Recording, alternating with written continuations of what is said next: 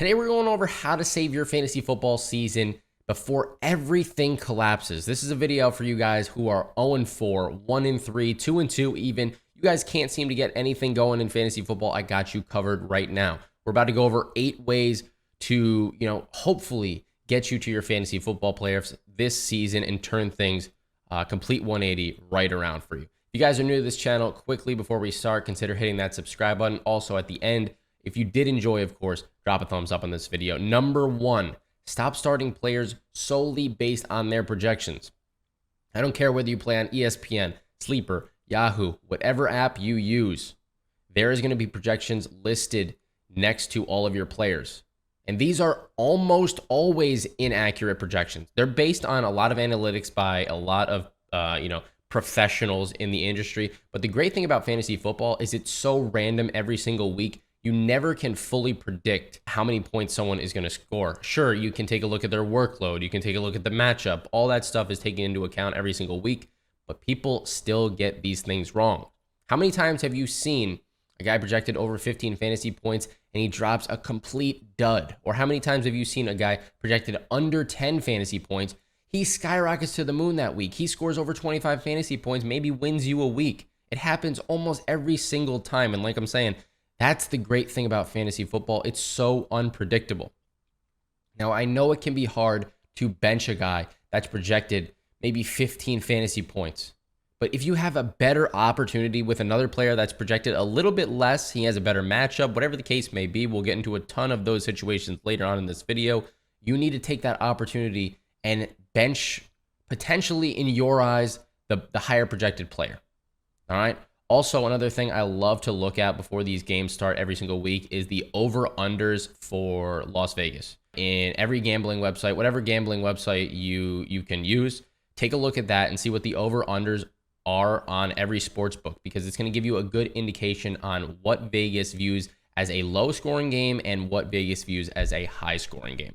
Now, before we move on to tip number 2, I'm not saying go out and bench your best players if they have a bad matchup. By any means, you cannot be benching those top couple of draft picks in your fantasy football leagues. I'm saying this is for your flex options. This is for your wide receiver 2 selections. This is for your defense selections. A lot of those situations, not your star players.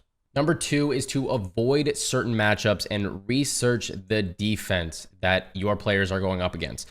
Every single week, what I do before I hop on to make these videos with you guys, I look at the matchups every player is going against, and then I do some research accordingly. All right, if you're looking into starting a certain running back, for example, not your star running back, like I said, this is more of a, you're on the fence about starting this running back over another player. This is what I would do. I would want to go into things such as what rank the opposing team is against the run. Are there any injuries to their defensive line that might suggest that the number isn't telling the whole truth? Let's say if the Chicago Bears, this is just a random example, let's say the Chicago Bears are ranked 29th in the league in stopping the run, but they just get their best defensive tackle back. That number is obviously not going to be completely correct, right? So you have to take those things into account. And also, I like to take into account my current running back situation.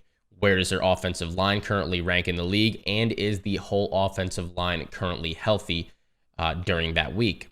If I'm looking into starting a certain wide receiver over another, I would check to see first what their matchup ranks against the pass so far this year, what type of coverage that defense plays the majority of the time, and then assess that info back into your players. Do they play better versus man or zone coverage, et cetera, et cetera. Also, I like to take into account whether any cornerbacks or safeties are injured on the opposing team that my wide receivers are going against. Or on my wide receivers team, is that quarterback injured? Because that's a major red flag if that's the case. Number 3, if you're not getting any production from a certain position, balance the team out. Let's take a look at my home league, for example, right now. This team is 6-2 currently. We play against, our opponent weekly, and then we play against the entire league for another win. So points scored, top 5 points scored, gets another win in this league. Also, we do not have a tight end in this league, but I'm starting Jake Ferguson right now. So if we look at this lineup, let's pretend that my starting lineup on screen right now, this is the best team that I can put together. All right, I do have Kenneth Walker, Rashad White on the bench, but like I said, we're pretending that the team up top is my entire team. That's the best team I can put together. So we have Jalen Hurts, Khalil Herbert, Javonte Williams, Justin Jefferson, A.J. Brown, Devontae Smith, Jake Ferguson, Patriots defense, and Brandon Aubrey. It's very clear, just taking a glance at this team, that the wide receiver position is carrying. All right, Justin Jefferson, A.J. Brown, Devontae Smith are three of the best receivers in the league. Okay, these are elite level talents at the position. Then you look at my running backs. You'll see Khalil Herbert and Javonte Williams. You're like, oh, that's disgusting. And I totally agree with you. So what I would do in a situation like this to balance this team out is probably trade away Devontae Smith, one of my lower end, still elite level talents, but I need to get in return an elite level running back or two running backs that I really believe in rest of the season. Let's say you go after Isaiah Pacheco, and we talked about his schedule being very favorable last video, or Jerome Ford, for example, something like that. Two solid options for the price of one, or trading Devontae Smith for another elite level talent at the position would be a good trade-off for me. Also, if you're in this situation, I do have to say, do not force a trade with the wrong person at the wrong time. Do not get the crap end of the stick from that other person. Let's say in this situation, I'm trying to trade Devontae Smith away and I'm panicking. I am just, oh my God, I don't know what to do right here. My running back position is so weak. I got to trade Devontae Smith away for whoever I can get. Let me grab somebody like Raheem Mostert, for example. Let's use him because he was at his peak a couple of weeks ago and then just kind of fell off last week. I would not be making a trade like that. Do not panic. Do not panic because you are going to regret it for the rest of the season if you do. All right, so in my full situation, this is exactly what I do. Now we're going back to having the whole team available to us. I'm going to show you exactly what I would do in my home league. Like I said, we're 6-2 right now. We're not really struggling at the moment, but we are lacking at this last flex position. We put in Kenneth Walker and Rachaad White into our running back slots. Now the team doesn't look as unbalanced as it did before, but Khalil Herbert is still a weak point on this team for me. So I'd probably go out and I'm looking to trade maybe Khalil Herbert if he has another good week in a row, and then Joshua Palmer for a better option that I could start at this flex position. And then I think our team overall is pretty solid. Let me know what you guys think. This was a keeper league, by the way, so we kept Justin Jefferson, and then we actually drafted Cooper Kupp, or actually we kept Cooper Kupp, sorry, and then we drafted Justin Jefferson first overall. Then we traded Cooper Kupp for A.J. Brown, and then drafted, the rest of this team accordingly. Anyways, number 4 is stashing a defense early. Something that's been coming in super clutch for me this year that I've never done in the past is stashing a defense 1 or 2 weeks prior to their matchup against a favorable opponent. What I mean by this is, let's take a look at this team, for example. In week number 4, all right, I stashed the Patriots defense because I was looking at their schedule, and I saw that after this game against Dallas in week number 4, their opponents were New Orleans, Las Vegas, right in a row. So that's 2 matchups where I could start this defense. All right, normally, if you are in a league where it's either for money or means a lot to people, they're going to go out and spend their waiver dollars or priority to pick up the best defense that week or the best matchup that they see fit.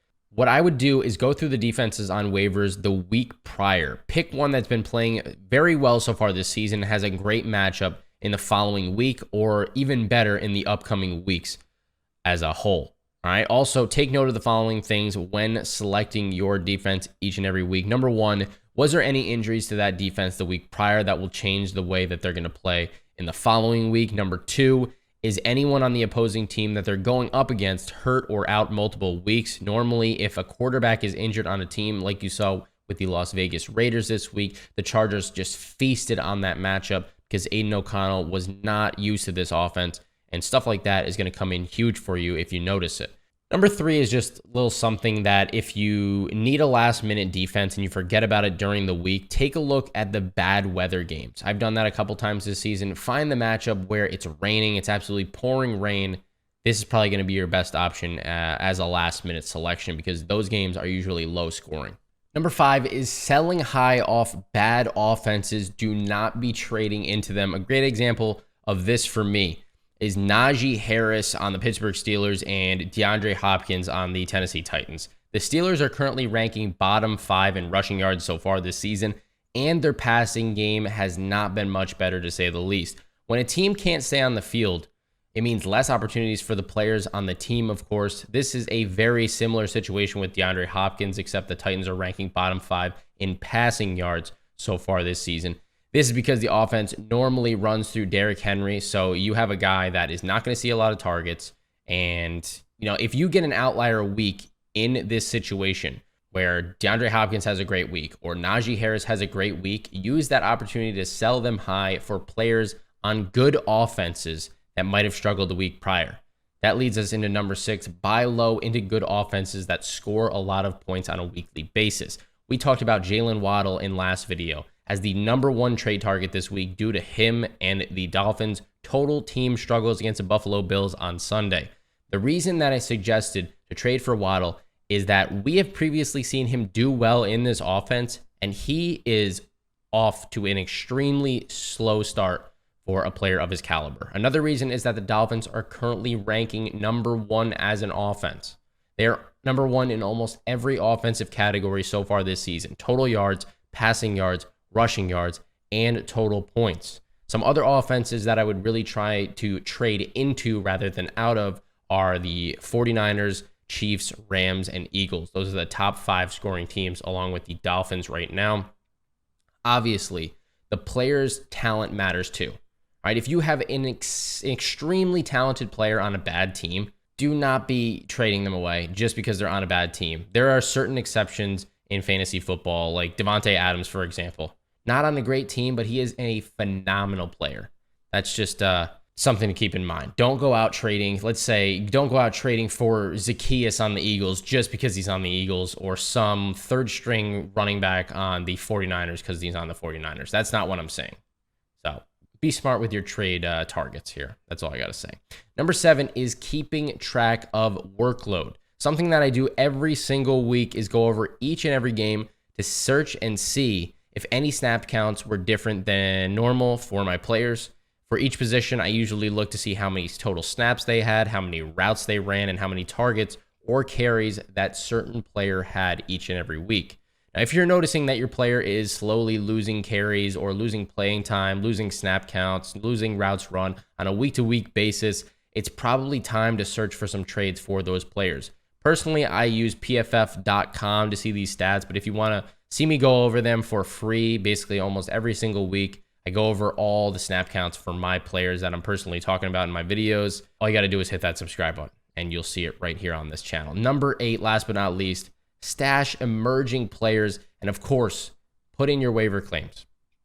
The waiver wire should be your best friend in your backup plan to anybody who is struggling right now. Leagues can be won or lost by picking up the right players or the wrong players on a weekly basis. Normally, you'll have waiver priority if you are struggling in a league. Usually, if you score the least amount of points the week prior, then you'll have first waiver priority. Unless you play in a league with fantasy football dollar amounts, that's something totally different that we won't cover in this video. But if you have waiver priority, if you struggled last week and have the first waiver claim, you need to make that count 100%. Personally, what I like to do is check last week's stats first off. Secondly, see which players are consistently performing well on a weekly basis. And then last but not least, take a look at players who are gradually seeing an increase in snap count on a weekly basis, or almost playing every snap on the offensive side of the football. Anyways, guys, if you enjoyed this video, as always, make sure to drop a thumbs up, subscribe to the channel if you are new. Hopefully these tips will help you turn your fantasy season around, and I will catch you in tomorrow's video. Peace.